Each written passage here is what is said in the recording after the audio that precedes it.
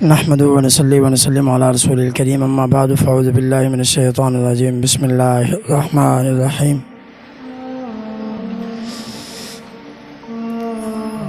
آج الحمدللہ ہم سے سوال پوچھا گیا۔ سوال یہ تھا کہ عزت والا کون ہے؟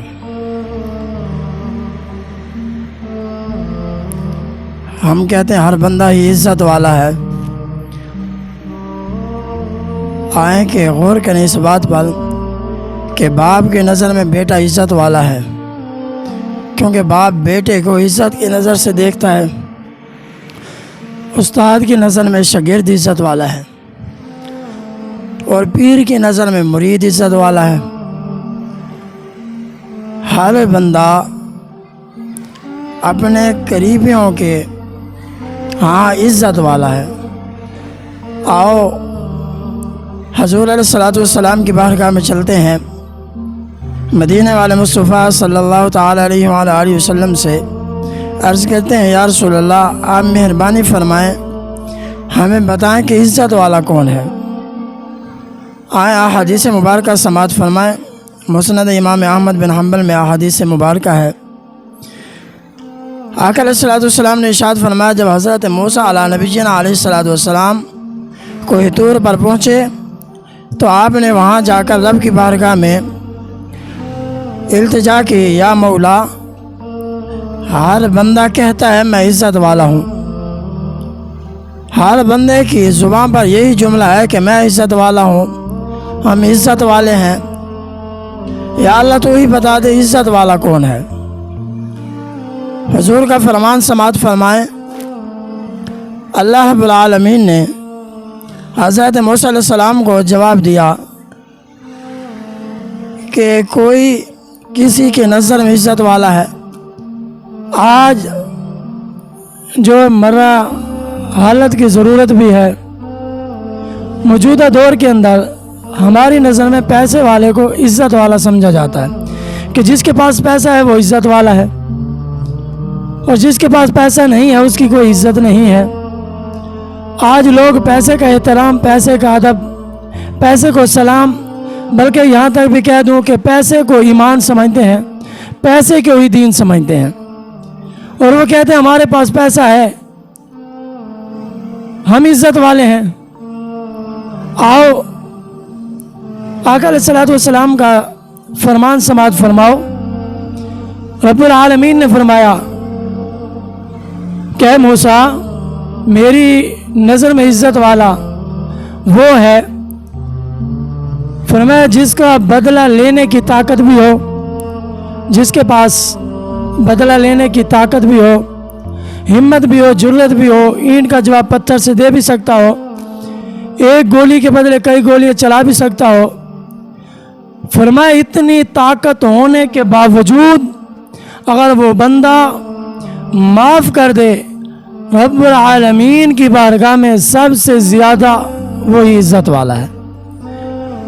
پھر دیکھیں کہ ہمیشہ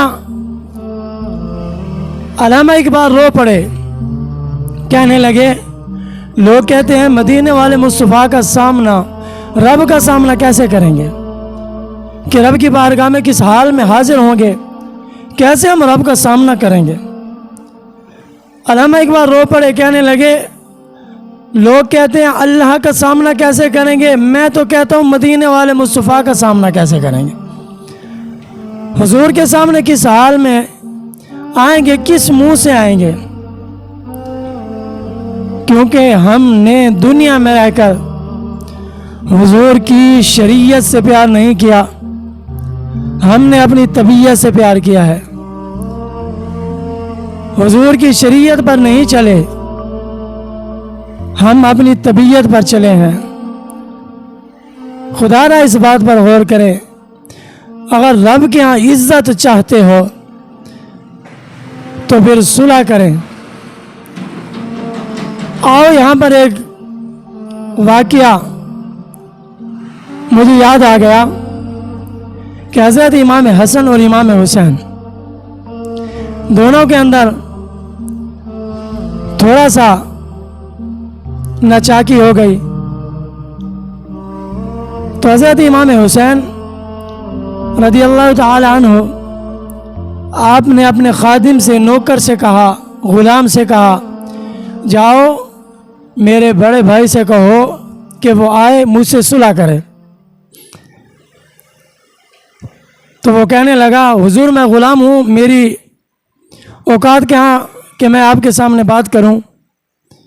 پھر دنیا کا دستور یہ ہے، لوگ چھوٹے کو کہتے ہیں جا تمہارا بڑا بھائی ہے، جا اس سے معافی مانگ لے۔ آپ کہہ رہے ہیں کہ میرے بڑے بھائی سے کہہ دیں کہ وہ آ کر مجھے منائے، مجھ سے صلح کرے۔ تو آپ نے فرمایا، ہاں میں جانتا ہوں، دنیا کا دستور بھی جانتا ہوں، شریعت کا قانون بھی جانتا ہوں۔ فرمایا ایسا ہی ہے، پر میں نے حضور علیہ الصلوۃ والسلام کا ایک فرمان پڑھا ہے۔ آقا علیہ الصلوۃ والسلام نے ارشاد فرمایا، جو بندہ صلح میں پہل کرے گا وہ پہلے جنت میں جائے گا۔ اس لیے میں نے اپنے بھائی کو پیغام بھجوایا تاکہ وہ آئیں اور صلح کریں۔ کہیں ایسا نہ ہو یہاں کا قانون تو دنیا کے سامنے تبدیل ہوگا پر کل قیامت کے دن تبدیل نہیں ہوگا۔ فرمایا وہ کیسے؟ فرمایا اگر میں صلح کروں گا تو میں پہلے جنت میں جاؤں گا، پھر کہیں گے دیکھیں چھوٹا بھائی پہلے جنت میں جا رہا ہے اور بڑا بھائی بعد میں۔ اسی لیے میں کہتا ہوں جاؤ میرے بھائی حسن مجتبیٰ رضی اللہ تعالیٰ عنہ سے کہو کہ وہ آئیں اور مجھ سے صلح کریں۔ فرمایا وہ صلح کریں گے، وہ آئیں گے تو وہ پہلے جنت میں جائیں گے۔ میں کہتا ہوں بڑا آگے جنت میں جائے، چھوٹا پیچھے جنت میں جائے۔ بلکہ رب نے قرآن کریم کے اندر ارشاد فرمایا والصلح خیر، فرمایا صلح میں خیر ہے، صلح میں پہل کرو۔ اگر کسی کی لڑائی ہو جائے تو اس میں صلح کراؤ۔ دعائیں اللہ رب العالمین احکم الحاکمین ہم سب کو اس پر عمل کرنے کی توفیق عطا فرمائے، مدینے والے مصطفیٰ صلی اللہ علیہ وسلم کا سچا پکا غلام بنائے۔ ہم سب کو، آج بہت سارے لوگ ایسے ہیں جو لڑائی کرانے میں ماہر ہیں، وہاں جا کر بات کی لڑائی کرا دی، وہاں جا کر بات کی لڑائی کرا دی۔ خدا را اس بات سے باز آئیں نیکی کی طرف چلیں، خیر کی طرف چلیں۔ صلح کرانے کا بہت زیادہ انعام و کرام ہے۔